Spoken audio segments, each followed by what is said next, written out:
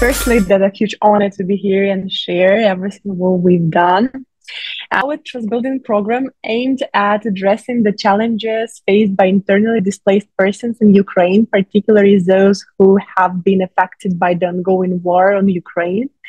We are responsible for overseeing and implementing trust building days, which operate in several cities in Ukraine, particularly Lviv, Kyiv, and Poltava.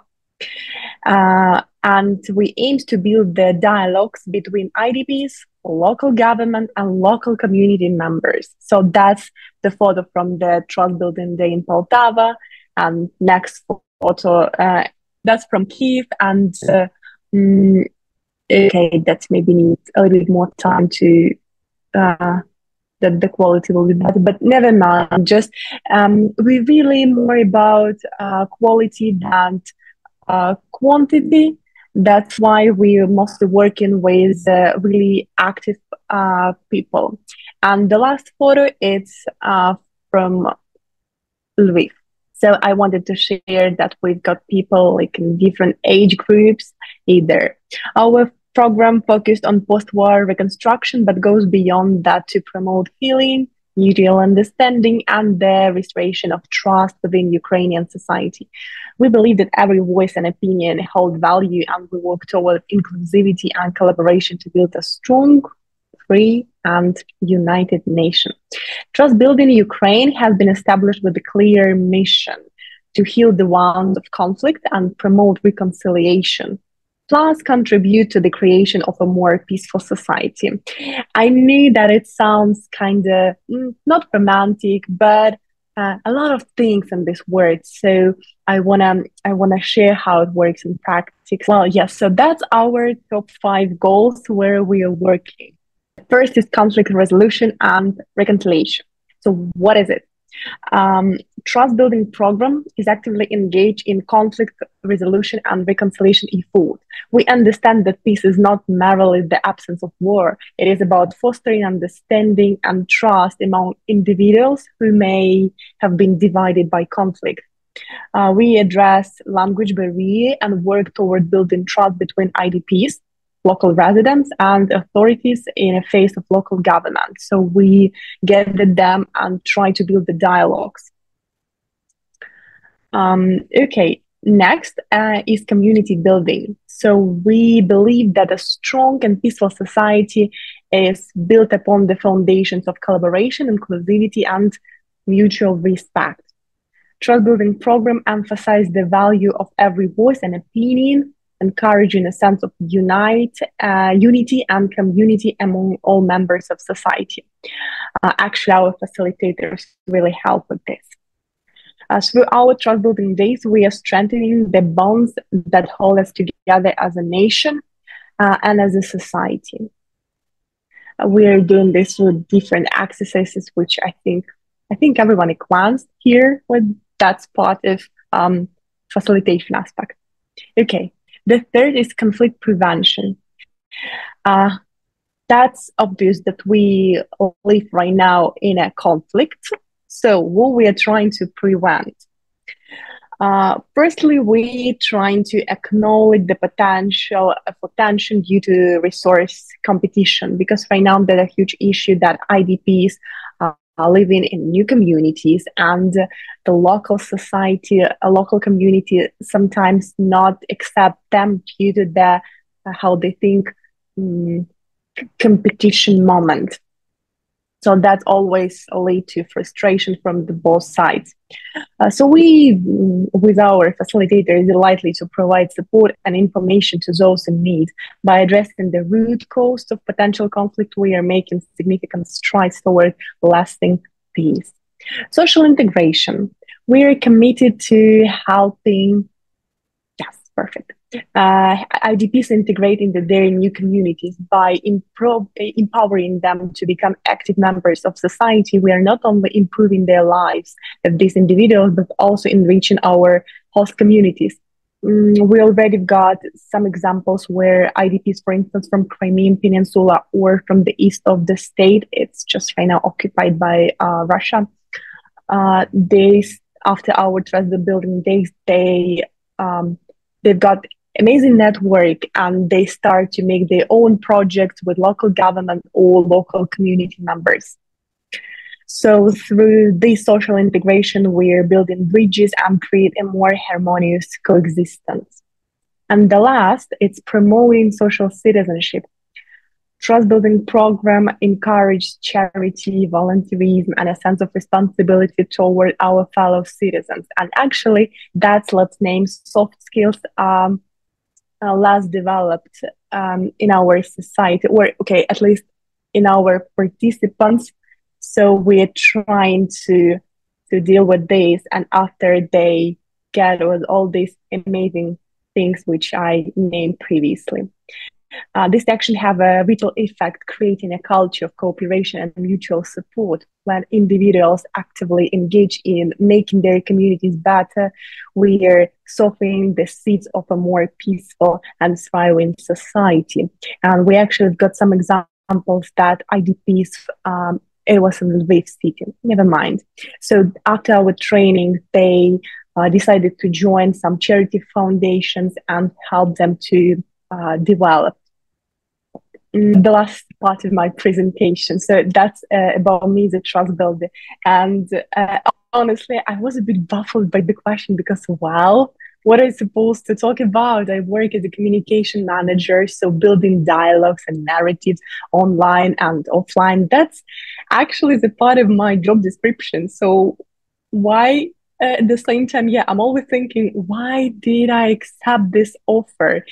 Well, maybe because it shared because it shared my values. But at the same time, where did these values come from? That's a huge question. Did my mom teach me about building trust? No. Unfortunately, the answer is quite unexpected. The work. The last, just in 2014, I was just 12 years old. My hometown transformed into the capital of the so-called Lugansk People Republic. We had to leave and eventually found a new life in Kiev with my parents. So I'm actually IDP who faced challenges integrating into the local community. And take a look at this photo, that's me. This young lady in picture is sure that the world is a safe place. Her mom is taking the photo because her dad placed the flower in her hair, a flower that her grandma had grown, and grandpa bought an amazing summer house where we all felt safe and content. But after everything disappeared, the house was damaged and taken over because we had to flee the area. However, when everything vanished, I began my journey as a trust builder. I'm deeply curious about it. I've learned about post-conflict society in Bosnia, studied propaganda and crisis communication in Sweden, and explored the essence of trust in Switzerland. All of this to reconcile people in Ukraine, or at least try to get how to do this. What is the pattern? I already knew firsthand the importance of avoiding the spread of stigmatization. And so I channel this knowledge into my work, particularly when I'm writing about IDPs like ourselves. Each narrative I craft brings with the desire to foster empathy and understanding, because I get how wonderful it's to have trust in life and how horrible it is to lose it. Yes, thank you. Thank you for having me. That was a pleasure.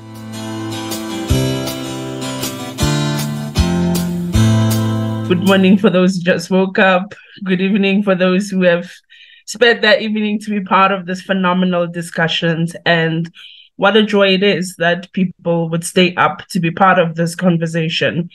And yes, coming out of yesterday's celebrations around peace building, this is another big conversation of trust building when the world is so much in chaos. So trust building in South Africa is focusing on families.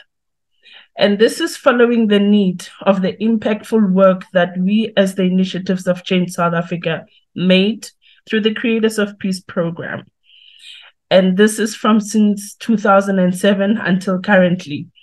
And this was created because we were looking for a sustainable follow-up to those individuals who've gone through the Creators Peace program on how they could live in a sustainable environment and not default after they found or started their own healing journey. Today, what we have found is that today families are in crisis. One of the research in that is the Department of Social Development here in South Africa, 2022 shared that corruption and political noise covers the desperation of thousands of people whose lives are being slowly destroyed daily in their dysfunctional families. We recorded over 45% of the children under the age of 18 years who are being physically, emotionally, sexually abused, and this is mainly by family members. And the further research also indicates that 4 out of 10 of these households, they have what we refer to as an absent father. So these are just few stats of what is making our families to be in such a huge crisis.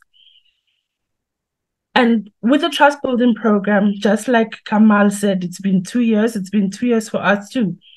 So for the past 2 years, we have found that there are many, many other more underlying forces that are forcing us to make the fertile ground for trust building to be an intervening.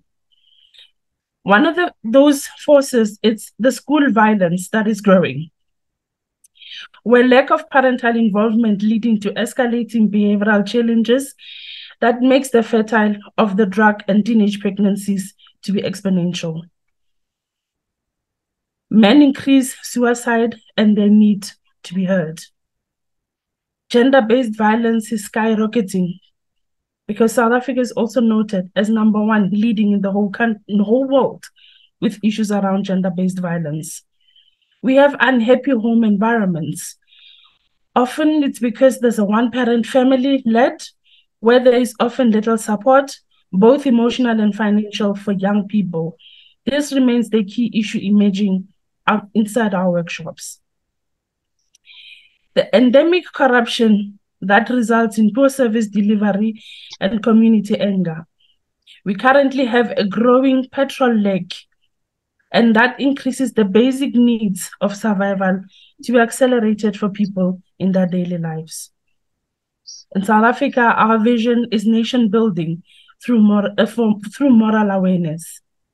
And the trust building program objective is usually that we can create a healing for intergenerational traumas by fractured family structures to increase trust within families, and then communities by creating foundations for mutual respect and trust. So we have steps on how to do this. And this is because building trust within the family is such a sacred thing. It's not an easy group of people to access.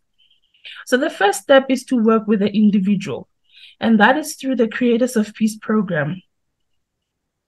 The second step, it is the individuals who've gone through the Creators of Peace program to bring in a family member or two to be part of the family dialogues. More of these family members are coming to the workshops, and the dialogues are helping them move their family status into a new and accommodative communicating space. And the third level is into communities. This is the next phase planned to bring families in healing into dialogue with families with different race and backgrounds. An important addition is engaging these families in repairing the environment. That is community cleanups. Besides the restore the environment, this has a therapeutic element for us, and that is when you heal yourself, you're healing the environment, building new relationships through community work. We have a core team of 5 people and over 15 trained facilitators. And this marks the collaboration. And we have also good collaborations for referral bodies, because our work then encompasses a lot of trauma and trauma that's coming out. So we need to have people being referred to. And these referrals are such as social workers, counselors, community development workers, including churches. Lessons and achievements that we've gone through. The big lesson we came upon us it is so important to choose who you collaborate with. The second one is that the willingness of the families to be in a safe space that is facilitated dialogue. And these dialogues need to be set up in a much, much sensitive way and very carefully facilitated, that the body of the system is in place, and whatever that the families want to achieve, it can be feasible for them. The quality of our facilitators becomes the other lesson we noted, that they need to be able to hold the spaces where they themselves can still grow, because they too come from these broken families. And how can you come from a broken family and hold a space where you'll be able to assist another family to grow? One of the big lessons is around fundraising. All this work needs funds. And how do we bring such sensitive conversations to be adaptable and be able to be funded? Huge thing is we started around COVID, and we do hear about COVID growing even today. So how to be safe around the COVID world? South Africa is struggling so much with power cuts, leading to internet or signal dosages. Huda has killed me during the process of being here. When I'd say, Huda, I don't have power, I can't submit now. Because South Africa is really struggling with power cuts. And this makes the online work not to be so functional. And some of the communities we work with not to be able to be reached because of these power cuts. Healing of these historical wound dialogues. It's a powerful tool for growing awareness amongst both young and older generation. And in the workshop, we found that when the two generations share both their pain, present and past, this trauma is being able to be resolved, and that they're able to see each other no longer as victims, but as people searching for a new future together. We have developed also subsection of men's forums where men can feel safe to talk about how they feel, more so to learn how to be in communication with their emotions. Department of Education District is also another department that has locked into the wagon or the train with us, how to help young people with disruptive behaviors that the schools or parents do not know how to do. We could be introducing these dialogues to help. Now I'm going to invite that we watch a mini clip, because I just had so much to share, and I think the clip is to help me monitor my time. So the tech team, if you'll help me with that, and that would be how I end my talk.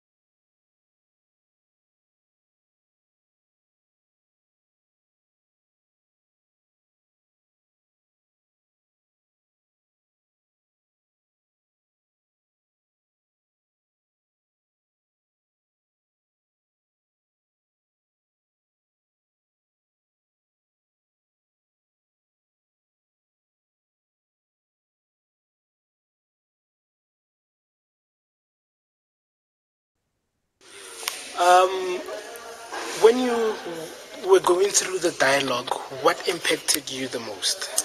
The main impact is the sharing part. I think as men we never shared much, so I think this dialogue has opened up. I cannot say wounds, but for men to open up their hearts. And for me, it was a good thing to see that at least there are men who still wants to talk. And they don't want to hide that. So yes, for me that was an impact. Thank you for that. With the information received, pardon me, what are you willing to do with that information? Are you willing to keep it to yourself or pass it on and give it to the communities, your families? How will you go about it in giving people this information?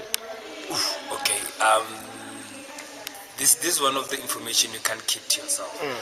This is one of the most important information that I believe we need to share with our communities. But most importantly with our family. It needs to start at home. I think with me, I'll start at home first. Then from home, I'll go to my community. So, but the only thing that I think I will practice is forgiveness, and inner healing. Love yourself more. So, yeah, I think, that's for me.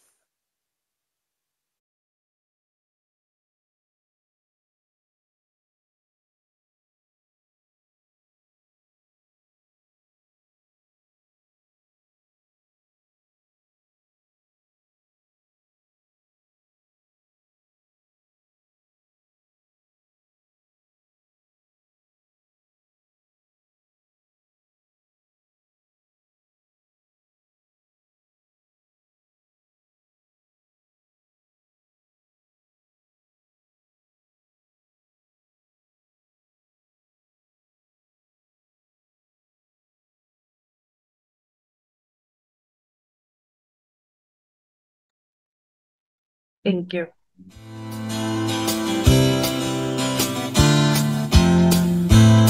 And thank you, IFC Indonesia, for your invitation. Namaste, everyone, and very wonderful and delighted to be here and share the experience from Nepal. So the Trust Building Program in Nepal is an initiative by Initiatives of Change Nepal, so with the support from IFC International, which is aimed to build the trust, reconciliation, and peace building between the two communities of Nepal, that is Pahadi and Madhesi communities. So it's an activity-based program that utilizes a range of activities. So basically, we do the dialogue, workshop, cultural exchange, youth camp, and outreach and community activities to address the historical grievances and tensions that have long existed between these two communities.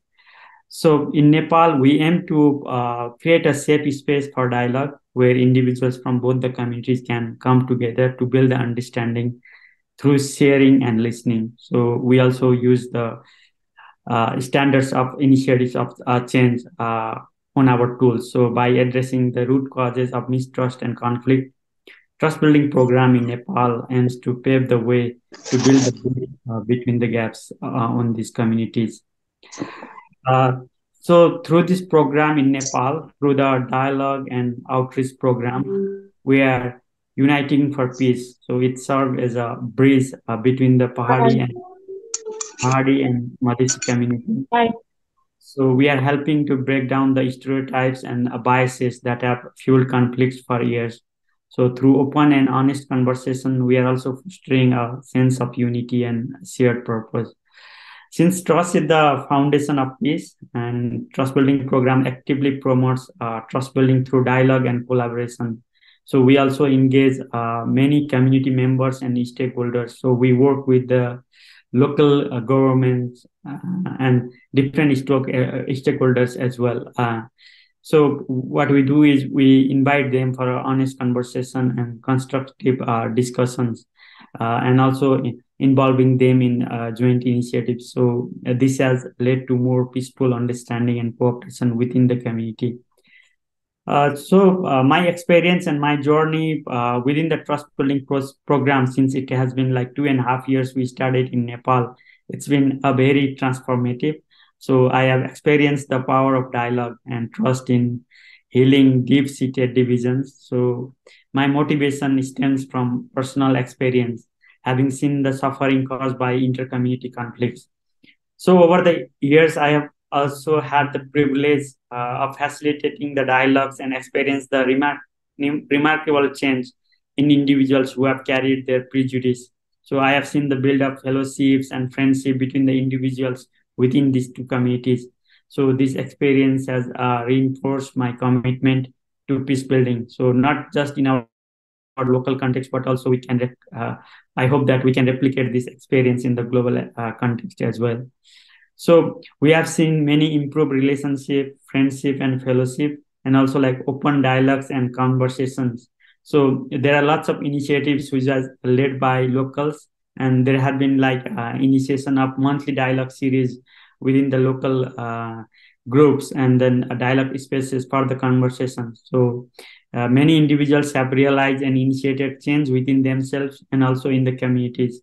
So these individuals who were once divided now collaborate on various initiatives from outreach to the educational programs. So in conclusion, the trust building program in Nepal is hope and action for peace. So this demonstrates by addressing the issues of trust and reconciliation at the personal level, we can contribute to global peace building efforts. So through continued dedications and collaborative effort, we aspire to create a more peaceful and harmonious future in our region and beyond. So we are also very much committed to work on these areas as a trust builders and promote peace and build trust. So far, since we have started the program in 2021, we have reached 103 events and 3,100 individuals we have directly reached to them. And then we have also trained more than 1,500 individuals. So that's the success of trust building program in Nepal. Thank you. I'll stop my presentation here. Thank you.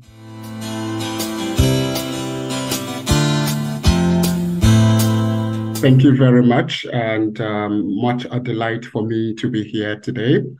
Thank you, Huda, for inviting me, and a bigger thank you to IFC Indonesia for organizing this, just commemorating the Peace Week and the World Peace Day.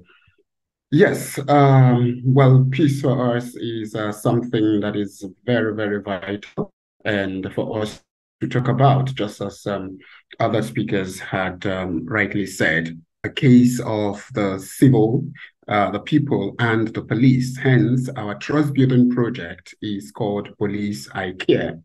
And the trust building project, Police I Care, aims at engaging the police, the government and non-government institutions and other stakeholders through what we call partnership and collaboration in trying to mitigate that devastation, that distrust, hate, suspicion, and apathy wreaked on the collective responsibility of all of us, towards protecting our lives and properties wherever we find ourselves.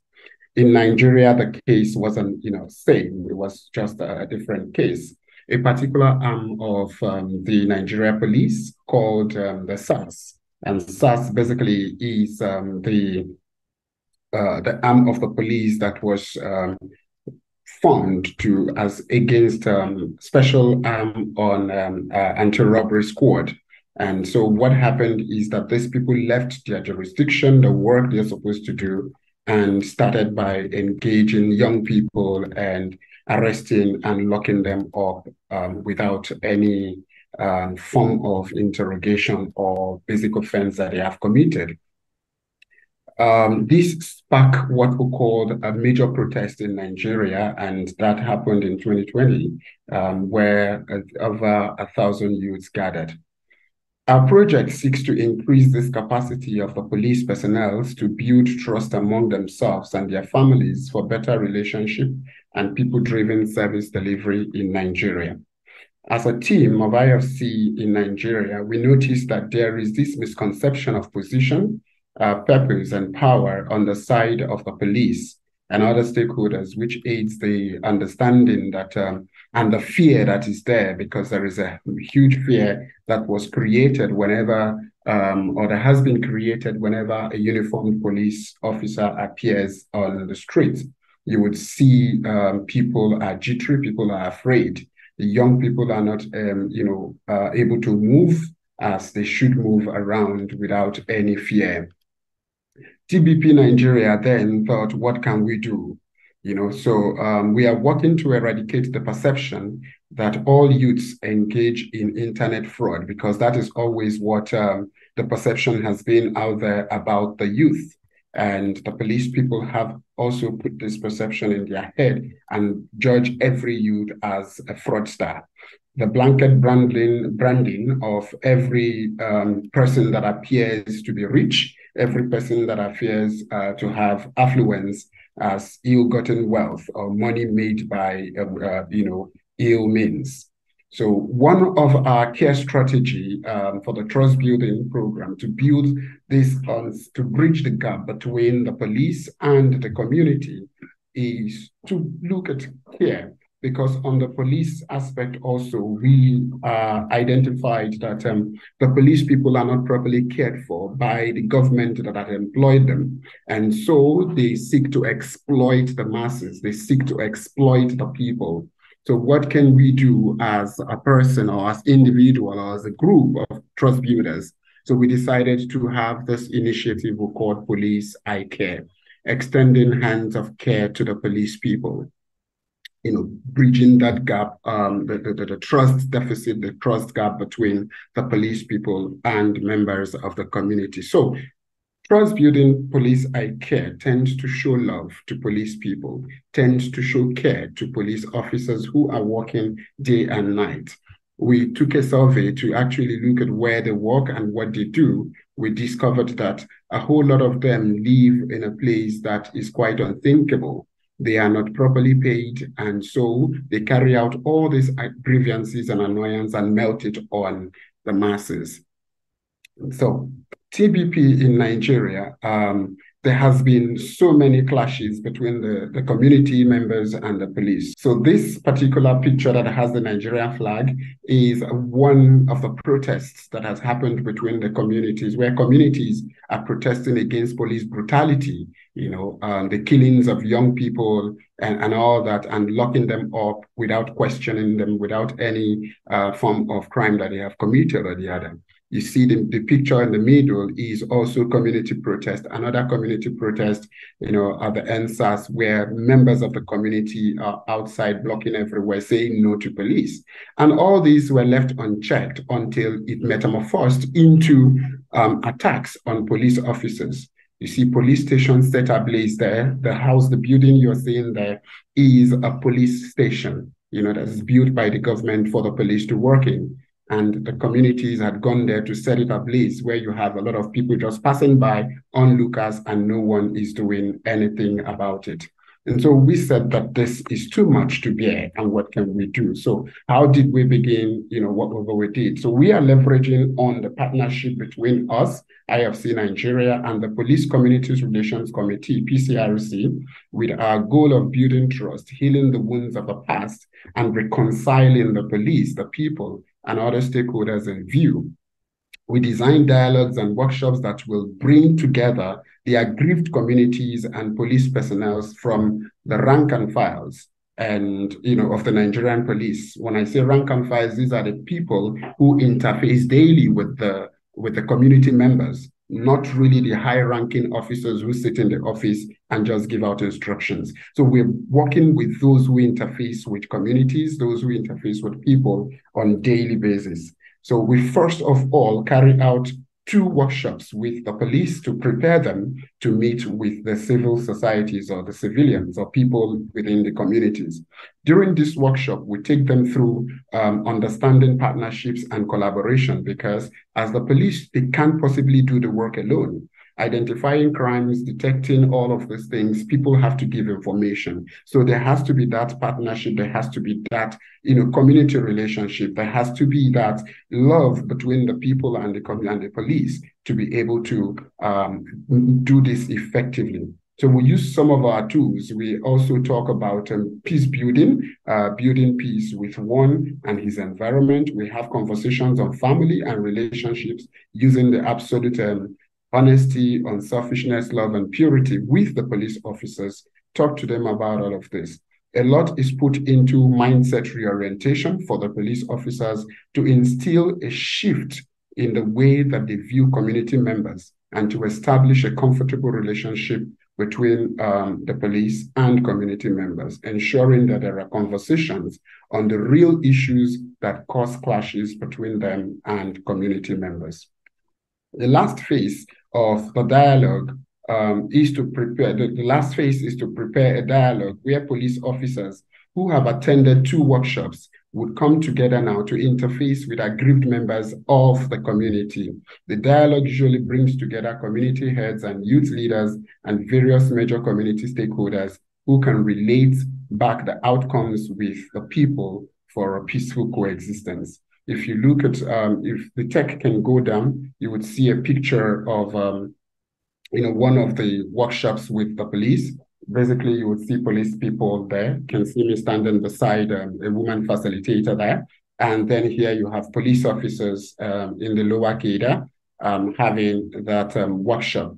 And after the workshop, we'll bring the police. The picture down is a dialogue session with community members where we have community heads, religious leaders, youth leaders, and a whole lot of people within the community come together with the police to discuss the vital issues, the real issues that are actually affecting and making them not live together collectively as they should, and for a peaceful coexistence. So what we have evolved with this project since over a year that we were admitted into the Trust Building Project. We also have what we call the accompaniment session of the project. We have got a team of elders and volunteers trained by our Trust Building Project team to serve as caregivers to carry out visitations at various police stations that we have gone to have these workshops to continue that follow-up conversation and show a care to police. Now, these community elders go to various police stations near them to listen to the police officers who equally most times have a lot to share, but no one is available to listen to them. Some of these visits has yielded gains of friendship and better service delivery to communities. There is now under discussion a sub-initiative called A Day with the Police. And here, during the course of our project, we discovered that people actually react to these violent issues, not because they have witnessed it, but simply because they only hear from people, from other people, not that they are first-hand witnesses. So they just go all out based on what they heard. So we're trying to now bring people closer to the police. So we're going into secondary schools precisely to talk to students about police. How much do you know about the police? How much do you know about their work to better the relationship right from the young level, from this young age, so that a day with the police will see school children go to the police stations to be able to look at, to study how the police works, ask a few questions, and then discuss, then share why the fear. So what we want to do, achieve with this, is to demystify that particular notion that everybody who appears on uniform has authority, a higher authority. And so we're trying to demystify that. And what has been our gains? We have stories of change from the project, from the work we've been doing. This dialogue has taught me to get closer to the police in order to give them, to listen to them, and for me to be able to work together with them. And they are my brothers, they are my sisters, they are people that we see every day and we live within the same community. A community participant shared, he says, I didn't know that I am part of the problem. During one of the workshops, one of them had this to say. So, I didn't know that I am part of the problem as well as the solution to a national challenge as big as this, such as the issues we have with the police. I want my children to have a better society. On my part as an individual, I will forget the hurt and focus on making my world a better place. And then also during the workshop, we had the police officer say this. He says, honestly, I thought that the people are just being stupid when they behave anyhow towards us, the police. But I have listened to the community members here. I understand the issues between us better now. Since I want my job to be easier, I am committed to improving my personal attitude towards the people, whether I am in uniform or not.